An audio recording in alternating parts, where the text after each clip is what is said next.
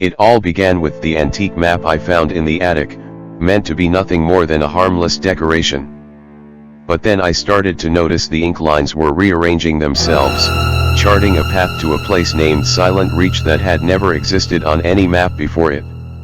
Some time ago, I believe I had the pleasure of telling you the story of an adventure, which happened to a friend of mine by the name of Dennis Town, during his pursuit of objects of art for the museum at Cambridge. He did not publish his experiences very widely upon his return to England, but they could not fail to become known to a good many of his friends, and among others to the gentleman who at that time presided over an art museum at another university. It was to be expected that the story should make a considerable impression on the mind of a man whose vocation lay in lines similar to Dennis Town's, and that he should be eager to catch at any explanation of the matter, which tended to make it seem improbable that he should ever be called upon to deal with so agitating an emergency. It was, indeed, somewhat consoling to him to reflect that he was not expected to acquire ancient manuscripts for his institution. That was the business of the Shelburnian Library. The authorities of that institution might, if they pleased, ransack obscure corners of the continent for such matters. He was glad to be obliged at the moment to confine his attention to enlarging the already unsurpassed collection of English topographical drawings and engravings possessed by his museum. Yet, as it turned out, even a department so homely and familiar as this may have its dark corners, and to one of these Mr. Williams was unexpectedly introduced. Those who have taken even the most limited interest in the acquisition of topographical pictures are aware that there is one London dealer whose aid is indispensable to their researches. Mr. J.W. Britnell publishes at short intervals very admirable catalogues of a large and constantly changing stock of engravings, plans, and old sketches of mansions, churches, and towns in England and Wales. These catalogues were, of course, the ABC of his subject to Mr. Williams, but as his museum already contained an enormous accumulation of topographical pictures, he was a regular, rather than a copious, buyer, and he rather looked to Mr. Britnell to fill up gaps in the rank and file of his collection than to supply him with rarities. Now, in February of last year there appeared upon Mr. Williams's desk at the museum a catalogue from Mr. Britnell's emporium, and accompanying it was a typewritten communication from the dealer himself. This latter ran as follows: Dear Sir, we beg to call your attention to number 978 in our accompanying catalogue, which we shall be glad to send on approval. Yours faithfully, J.W. Britnell. To turn to number 978 in the accompanying catalogue was with Mr. Williams, as he observed to himself, the work of a moment, and in the place indicated he found the following entry: 978 unknown. Interesting mezzo tint, view of a manor house, early part of the century. 15 by 10 inches, black frame. £2 twos. It was not specially exciting, and the price seemed high. However, as Mr. Britnell, who knew his business and his customer, seemed to set store by it, Mr. Williams wrote a postcard asking for the article to be sent on approval, along with some other engravings and sketches which appeared in the same catalogue. And so he passed without much excitement of anticipation to the ordinary labors of the day. A parcel of any kind always arrives a day later than you expected, and that of Mr. Britnell proved, as I believe the right phrase goes, no exception to the rule. It was delivered at the museum by the afternoon post of Saturday, after Mr. Williams had left his work, and it was accordingly brought round to his rooms in college by the attendant, in order that he might not have to wait over Sunday before looking through it and returning such of the contents as he did not propose to keep. And here he found it when he came in to tea, with a friend. The only item with which I am concerned was the rather large, black-framed mezzo tint of which I have already quoted the short description given in Mr. Britnell's catalogue. Some more details of it will have to be given, though I cannot hope to put before you the look of the picture as clearly as it is present to my own eye. Very nearly the exact duplicate of it may be seen in a good many old inn parlours, or in the passages of undisturbed country mansions at the present moment. It was a rather indifferent mezzo tint, and an indifferent mezzo tint is, perhaps, the worst form of engraving known. It presented a full-face view of a not very large manor house of the last century, with 3 rows of plain sashed windows with rusticated masonry about them, a parapet with balls or vases at the angles, and a small portico in the center. On either side were trees, and in front a considerable expanse of lawn. The legend AWF sculpts it was engraved on the narrow margin, and there was no further inscription. The whole thing gave the impression that it was the work of an amateur. What in the world Mr. Britnell could mean by affixing the price of £2 to such an object was more than Mr. Williams could imagine. He turned it over with a good deal of contempt. Upon the back was a paper label, the left-hand half of which had been torn off. All that remained were the ends of 2 lines of writing. The first had the letters Engley Hall, the second Sex. It would, perhaps, be just worthwhile to identify the place represented, which he could easily do with the help of a gazetteer, and then he would send it back to Mr. Britnell, with some remarks reflecting upon the judgment of that gentleman. He lighted the candles, for it was now dark, made the tea, and supplied the friend with whom he had been playing golf, for I believe the authorities of the university I write of indulge in that pursuit by way of relaxation, and tea was taken to the accompaniment of a discussion which golfing persons can imagine for themselves, but which the conscientious writer has no right to inflict upon any non-golfing persons. The conclusion arrived at was that certain strokes might have been better, and that in certain emergencies neither player had experienced that amount of luck which a human being has a right to expect. It was now that the friend, let us call him Professor Binks, took up the framed engraving, and said, "What's this place, Williams?" "Just what I am going to try to find out," said Williams, going to the shelf for a gazetteer. "Look at the back. Somethingly Hall, either in Sussex or Essex. Half the name's gone, you see. You don't happen to know it, I suppose?" "It's from that man Britnell, I suppose, isn't it?" said Binks. "Is it for the museum?" "Well, I think I should buy it if the price was 5 shillings, said Williams, "but for some unearthly reason he wants 2 guineas for it. I can't conceive why. It's a wretched engraving, and there aren't even any figures to give it life." "It's not worth 2 guineas, I should think," said Binks, "but I don't think it's so badly done. The moonlight seems rather good to me, and I should have thought there were figures, or at least a figure, just on the edge in front." "Let's look," said Williams. "Well, it's true the light is rather cleverly given. Where's your figure?" "Oh yes. Just the head, in the very front of the picture." And indeed there was hardly more than a black blot on the extreme edge of the engraving, the head of a man or woman, a good deal muffled up, the back turned to the spectator, and looking towards the house. Williams had not noticed it before. "Still," he said, "though it's a cleverer thing than I thought, I can't spend 2 guineas of museum money on a picture of a place I don't know." Professor Binks had his work to do, and soon went, and very nearly up to hall time Williams was engaged in a vain attempt to identify the subject of his picture. If the vowel before the ng had only been left, it would have been easy enough, he thought, but as it is, the name may be anything from Goose Tingley to Langley, and there are many more names ending like this than I thought, and this rotten book has no index of terminations. Hall in Mr. Williams's college was at 7. It need not be dwelt upon, the less so as he met their colleagues who had been playing golf during the afternoon, and words with which we have no concern were freely bandied across the table, merely golfing words, I would hasten to explain. I suppose an hour or more to have been spent in what is called common room after dinner. Later in the evening some few retired to Williams's rooms, and I have little doubt that whist was played and tobacco smoked. During a lull in these operations Williams picked up the mezzo tint from the table without looking at it, and handed it to a person mildly interested in art, telling him where it had come from, and the other particulars which we already know. The gentleman took it carelessly, looked at it, then said, in a tone of some interest, "It's really a very good piece of work, Williams, It has quite a feeling of the Romantic period.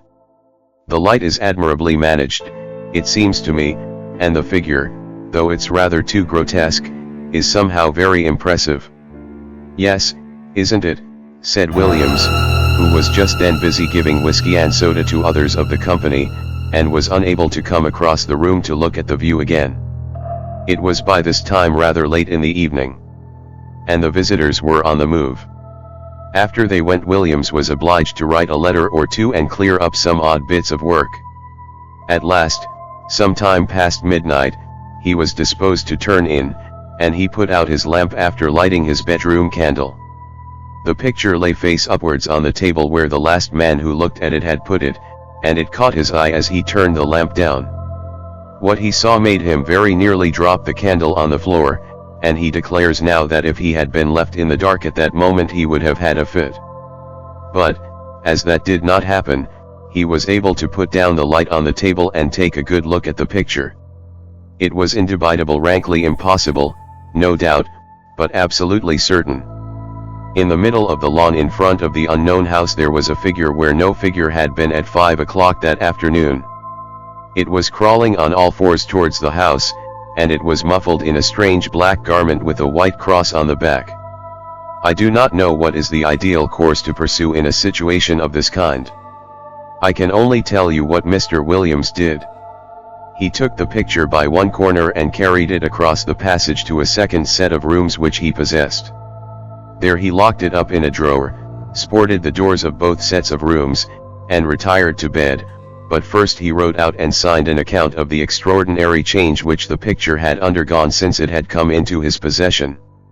Sleep visited him rather late, but it was consoling to reflect that the behavior of the picture did not depend upon his own unsupported testimony. Evidently the man who had looked at it the night before had seen something of the same kind as he had, otherwise he might have been tempted to think that something gravely wrong was happening either to his eyes or his mind. This possibility being fortunately precluded, two matters awaited him on the morrow. He must take stock of the picture very carefully, and call in a witness for the purpose, and he must make a determined effort to ascertain what house it was that was represented. He would therefore ask his neighbor Nisbet to breakfast with him, and he would subsequently spend a morning over the Gazetteer. Nisbet was disengaged, and arrived about 9:30. His host was not quite dressed, I am sorry to say, even at this late hour. During breakfast nothing was said about the mezzo tint by Williams, save that he had a picture on which he wished for Nisbet's opinion. But those who are familiar with university life can picture for themselves the wide and delightful range of subjects over which the conversation of two fellows of Canterbury College is likely to extend during a Sunday morning breakfast. Hardly a topic was left unchallenged, from golf to lawn tennis. Yet I am bound to say that Williams was rather distraught, for his interest naturally centered in that very strange picture which was now reposing, face downwards, in the drawer in the room opposite. The morning pipe was at last lighted, and the moment had arrived for which he looked. With very considerable, almost tremulous excitement he ran across, unlocked the drawer, and, extracting the picture still face downwards, ran back, and put it into Nisbet's hands. "Now," he said, "Nisbet, I want you to tell me exactly what you see in that picture. Describe it, if you don't mind, rather minutely. I'll tell you why afterwards." "Well," said Nisbet, "I have here a view of a country house, English. I presume by moonlight." "Moonlight? You're sure of that?" "Certainly. The moon appears to be on the wane, if you wish for details, and there are clouds in the sky." "All right. Go on." "I'll swear," added Williams in an aside, "there was no moon when I saw it first." "Well, there's not much more to be said," Nisbet continued. "The house has 1, 2, 3 rows of windows, 5 in each row, except at the bottom, where there's a porch instead of the middle one, and—" "But what about figures?" said Williams, with marked interest. "There aren't any," said Nisbet. "But—" "What?" "No figure on the grass in front." "Not a thing." "You'll swear to that?" "Certainly I will. But there's just one other thing. What? Why, one of the windows on the ground floor left of the door is open. Is it really so? My goodness. He must have got in, said Williams, with great excitement, and he hurried to the back of the sofa on which Nisbet was sitting, and, catching the picture from him, verified the matter for himself. It was quite true. There was no figure, and there was the open window. Williams, after a moment of speechless surprise, went to the writing table and scribbled for a short time. Then he brought 2 papers to Nisbet, and asked him first to sign one. It was his own description of the picture, which you have just heard, and then to read the other, which was Williams's statement written the night before. What can it all mean? Said Nisbet. Exactly, said Williams. Well, one thing I must do, or 3 things, now I think of it. I must find out from Garwood this was his last night's visitor, what he saw, and then I must get the thing photographed before it goes further, and then I must find out what the place is. I can do the photographing myself, said Nisbet, and I will. But, you know, it looks very much as if we were assisting at the working out of a tragedy somewhere. The question is, has it happened already, or is it going to come off? You must find out what the place is. Yes, he said, looking at the picture again, I expect you're right, he has got in. And if I don't mistake, there'll be the devil to pay in one of the rooms upstairs.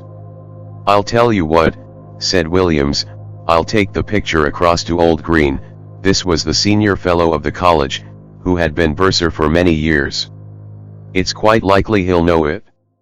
We have property in Essex and Sussex, and he must have been over the 2 counties a lot in his time. Quite likely he will, said Nisbet, but just let me take my photograph first. But look here, I rather think Green isn't up today. He wasn't in Hall last night, and I think I heard him say he was going down for the Sunday. That's true, too, said Williams, I know he's gone to Brighton. Well, if you'll photograph it now, I'll go across to Garwood and get his statement, and you keep an eye on it while I'm gone. I'm beginning to think 2 guineas is not a very exorbitant price for it now. In a short time he had returned, and brought Mr. Garwood with him. Garwood's statement was to the effect that the figure, when he had seen it, was clear of the edge of the picture, but had not got far across the lawn. He remembered a white mark on the back of its drapery, but could not have been sure it was a cross. A document to this effect was then drawn up and signed, and Nisbet proceeded to photograph the picture. Now what do you mean to do? He said. Are you going to sit and watch it all day? Well, no. I think not, said Williams. I rather imagine we're meant to see the whole thing. You see, between the time I saw it last night and this morning there was time for lots of things to happen, but the creature only got into the house. It could easily have got through its business in the time and gone to its own place again, but the fact of the window being open, I think, must mean that it's in there now. So I feel quite easy about leaving it. And, besides, I have a kind of idea that it wouldn't change much, if at all, in the daytime. We might go out for a walk this afternoon, and come in to tea, or whenever it gets dark. I shall leave it out on the table here, and sport the door. My skip can get in, but no one else. The 3 agreed that this would be a good plan, and, further, that if they spent the afternoon together they would be less likely to talk about the business to other people, for any rumor of such a transaction as was going on would bring the whole of the Phosmatological Society about their ears. We may give them a respite until 5 o'clock. At or near that hour the 3 were entering Williams's staircase. They were at first slightly annoyed to see that the door of his rooms was unsported, but in a moment it was remembered that on Sunday the skips came for orders an hour or so earlier than on weekdays. However, a surprise was awaiting them. The first thing they saw was the picture leaning up against a pile of books on the table, as it had been left, and the next thing was Williams's skip, seated on a chair opposite, gazing at it with undisguised horror. How was this? Mr. Filcher, the name is not my own invention, was a servant of considerable standing, and set the standard of etiquette to all his own college and to several neighboring ones, and nothing could be more alien to his practice than to be found sitting on his master's chair, or appearing to take any particular notice of his master's furniture or pictures. Indeed, he seemed to feel this himself. He started violently when the three men were in the room, and got up with a marked effort. Then he said, "I ask your pardon, sir, for taking such a freedom as to set down." "Not at all, Robert," interposed Mr. Williams. "I was meaning to ask you sometime what you thought of that picture." "Well, sir, of course I don't set up my opinion again yours, but it ain't the picture I should hang where my little girl could see it, sir." "Wouldn't you, Robert?" "Why not?" "No, sir." "Why, the poor child, I recollect once she see a door Bible, with pictures not Alf what that is, and we 'ad to set up with her 3 or 4 nights afterwards, if you'll believe me, and if she was to catch a sight of the skeleton here, or whatever it is, carrying off the poor baby, she would be in a taking. You know how it is with children, how nervous they get with a little thing and all. But what I should say, it don't seem a right picture to be laying about, sir, not where anyone that's liable to be startled could come on it. Should you be wanting anything this evening, sir?" "Thank you, sir." With these words the excellent man went to continue the round of his masters, and you may be sure the gentleman whom he left lost no time in gathering round the engraving. There was the house, as before, under the waning moon and the drifting clouds. The window that had been open was shut, and the figure was once more on the lawn, but not this time crawling cautiously on hands and knees. Now it was erect and stepping swiftly, with long strides, towards the front of the picture. The moon was behind it, and the black drapery hung down over its face so that only hints of that could be seen, and what was visible made the spectators profoundly thankful that they could see no more than a white dome-like forehead and a few straggling hairs. The head was bent down, and the arms were tightly clasped over an object which could be dimly seen and identified as a child, whether dead or living it was not possible to say. The legs of the appearance alone could be plainly discerned, and they were horribly thin. From 5 to 7 the 3 companions sat and watched the picture by turns. But it never changed. They agreed at last that it would be safe to leave it, and that they would return after hall and await further developments. When they assembled again, at the earliest possible moment, the engraving was there, but the figure was gone, and the house was quiet under the moonbeams. There was nothing for it but to spend the evening over gazetters and guidebooks. Williams was the lucky one at last, and perhaps he deserved it. At 11:30 p.m. he read from Murray's Guide to Essex the following lines. 16½ miles, Anningley. The church has been an interesting building of Norman date, but was extensively classicized in the last century. It contains the tomb of the family of Francis, whose mansion, Anningley Hall, a solid Queen Anne house, stands immediately beyond the churchyard in a park of about 80 acres. The family is now extinct, the last heir having disappeared mysteriously in infancy in the year 1802. The father, Mr. Arthur Francis, was locally known as a talented amateur engraver in mezzo tint. After his son's disappearance he lived in complete retirement at the Hall, and was found dead in his studio on the 3rd anniversary of the disaster, having just completed an engraving of the house, impressions of which are of considerable rarity. This looked like business, and, indeed, Mr. Green on his return at once identified the house as Anningley Hall. "Is there any kind of explanation of the figure, Green?" was the question which Williams naturally asked. "I don't know, I'm sure, Williams. What used to be said in the place when I first knew it, which was before I came up here, was just this: old Francis was always very much down on these poaching fellows, and whenever he got a chance he used to get a man whom he suspected of it turned off the estate, and by degrees he got rid of them all but one. Squires could do a lot of things then that they daren't think of now. Well, this man that was left was what you find pretty often in that country, the last remains of a very old family. I believe they were lords of the manor at one time. I recollect just the same thing in my own parish. What, like the man in Tesso the D'Urbervilles? Williams put in. Yes, I dare say, it's not a book I could ever read myself. But this fellow could show a row of tombs in the church there that belonged to his ancestors, and all that went to sour him a bit, but Francis, they said, could never get at him. He always kept just on the right side of the law until one night the keepers found him at it in a wood right at the end of the estate. I could show you the place now. It marches with some land that used to belong to an uncle of mine. And you can imagine there was a row, and this man Gaudy, that was the name, to be sure Gaudy, I thought I should get it Gaudy. He was unlucky enough, poor chap, to shoot a keeper. Well, that was what Francis wanted, and grand juries you know what they would have been then, and poor Gaudy was strung up in double quick time, and I been shown the place he was buried in, on the north side of the church. You know the way in that part of the world, anyone that's been hanged or made away with themselves, they bury them that side. And the idea was that some friend of Gaudy's, not a relation, because he had none, poor devil. He was the last of his line, kind of spes ultima gentis, must have planned to get hold of Francis's boy and put an end to his line, too. I don't know, it's rather an out-of-the-way thing for an Essex poacher to think of, but, you know, I should say now it looks more as if old Gaudy had managed the job himself. But I hate to think of it. Have some whiskey, Williams.